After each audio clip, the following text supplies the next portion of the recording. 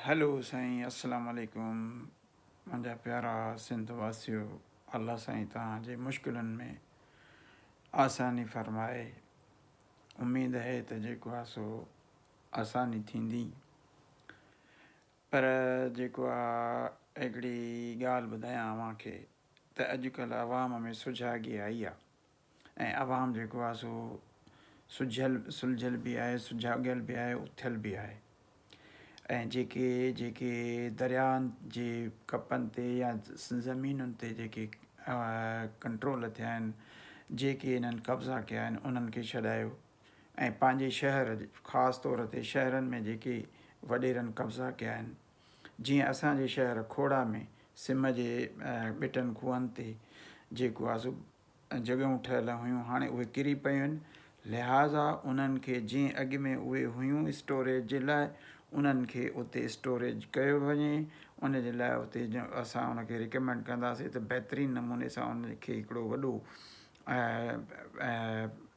Water filtering system लॻायो वञे ऐं उनखे वाटर ट्रीटमेंट प्लांट लॻायो वञे। जो शहर जेके आहिनि से ॿुॾी था वञनि, शहर जेके आहिनि से उन्हनि खे काॾहें पाणीअ वञण जी वाह कोन्हे का। जंहिं बि कब्ज़ा कया आहिनि, मूंखे ख़बर आहे त असांजे मियाजनि कया आहिनि, उन्हनि खे तव्हां छो हाणे जेको आहे सो उथो, हे वक़्तु अथव, इन वॾेरनि खां जान छॾायो, न त इहे वॾेरा तव्हांजो मांस पी वेंदव, रतु पी वेंदव। छो था टुॼो? छाजे लाइ था टुॼो? केरु आहिनि? केरु? कुझु बि न आहिनि। केरु MP हुजे या केरु बि वॾेरो हुजे या केरु बि मियां हुजे या पीर हुजे, कुझु न आहे। तव्हां जेको आहे सो हिमत कयो, इहो जेको आहे सो पंहिंजो पाण खे मल्हायो जहिड़ी तरह सां। ऐं हाणे हिननि माण्हुनि जेको आहे सो चयो आहे ऐं चवनि था त असां जेको आहे सो उथंदासीं, त इहो जेको उथो। जेके बि ॿियूं खोड़नि जे शहर में ॿियूं बि जायूं जेके आहिनि सरकारी आहिनि, उहे शेखनि महिमाननि सभिनी खां छॾायो ऐं इहे जेके आहिनि से सरकारी जायूं जेके आहिनि से ख़ाली करायो। ऐं इहे जेके सरकारी प्लाट आहिनि उन्हनि खे खुदारा उनजे जेका उनजे लाइ इस्तेमालु थियनि, उनखे ओड़े नमूने सां इस्तेमालु कयो। ऐं अहिड़ी तरह सां सॼे सिंध में जंहिं बि हाणे मौक़ियो अथव, हाणे छिता थी पओ, हाणे जेको आहे घर घर में घिरी पओ। हाणे जेको आहे सो न त तव्हांखे हे खाई वेंदव। हिननि जेको आहे सो तव्हांखे हिकिड़ो जेको आहे सो इहो गिरह बणायो आहे। वॾेरा उहे पाण जेको आहे सो आराम सां कराचियुनि में हेॾे होॾे वेठा आहिनि ऐं तव्हां खां वोट वठी तव्हांजो जेको आहे सो हक़ खाए, तव्हांखे जेको आहे सो हींअर जेको आहे सो यतीम करे, बेआसरा करे छॾे हलिया विया आहिनि। ऐं उते को ॿुधण वारो कोई कोन्हे को। वरी बि फ़ौज खे, पाकिस्तानी फ़ौज खे शाबस आहे जो वरी बि आई आहे ऐं उहा जेका आहे रेस्क्यू ऑपरेशन करे थी, लाड़काणे में करे थी, सखर में करे थी, जाते ताते करे थी पई ऐं ॿियनि हमदर्द माण्हुनि खे।